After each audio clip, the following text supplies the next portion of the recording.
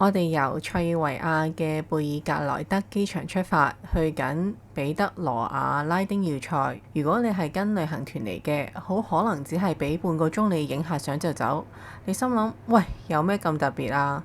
其實呢個要塞藏住5個秘密，由一隻俾人活埋嘅貓到一個會飲醉酒嘅大鐘。今日就嚟一場深度遊。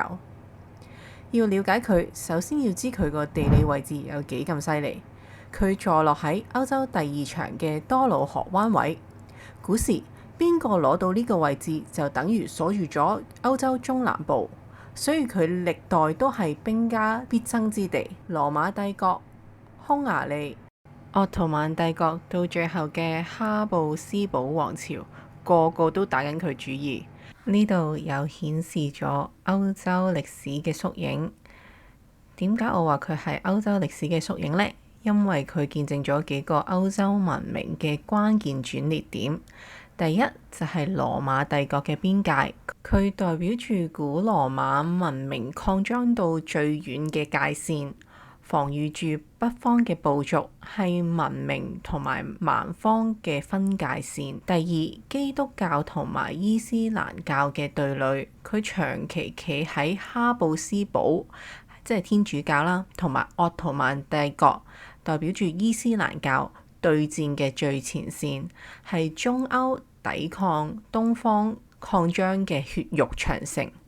第三係軍事科技嘅革命，佢由中世紀嘅小城堡進化成最頂尖嘅星形要塞，完美展示咗大炮時代點樣徹底改變咗成個歐洲嘅戰爭模式同埋築城嘅技術。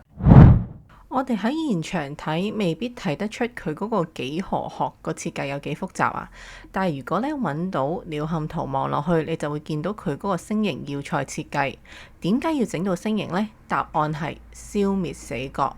以前嗰啲城堡又高又直，敵人一埋到牆腳，上面嘅人就根本睇唔到。但自從15世紀大炮嘅出現，高牆就變成咗活靶，好易俾人水平轟爛，所以啲工程師就反其道而行啦。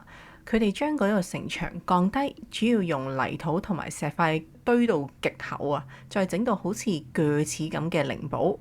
咁點解要做矮佢呢？因為咁樣呢，當敵人用大炮水平射擊嗰陣時呢，炮彈就唔會直接打中落去嗰個高牆度，而係呢打中要塞前面嗰啲緩緩傾斜嘅斜坡。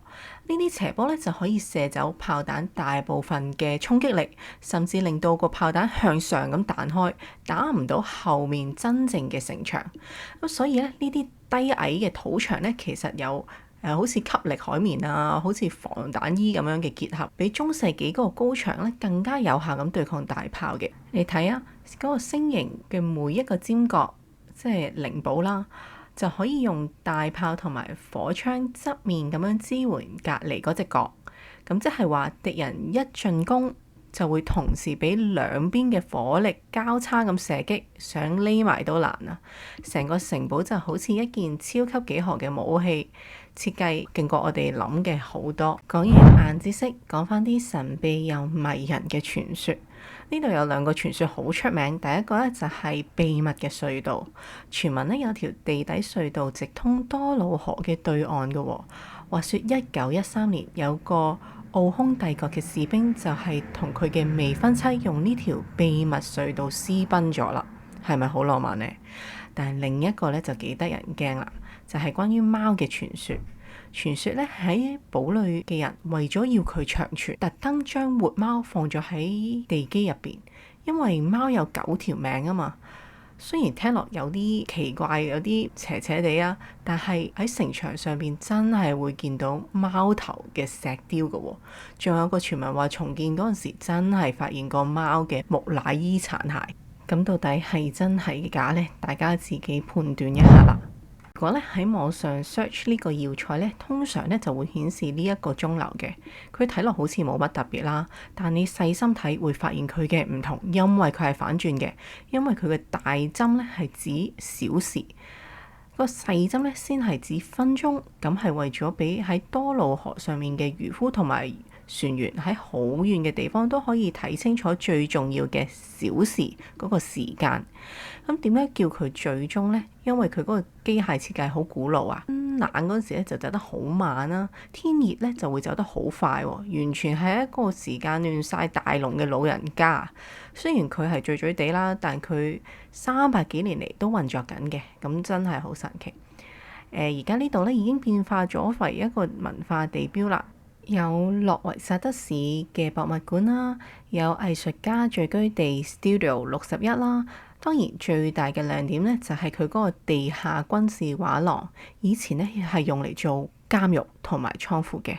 行入去就好似走入咗呢個帝國嘅黑暗歷史咁樣，嗰種感覺都會好震撼。如果你鍾意呢種深度歷史遊嘅 vlog，喺下面留言話我知啦。下次見。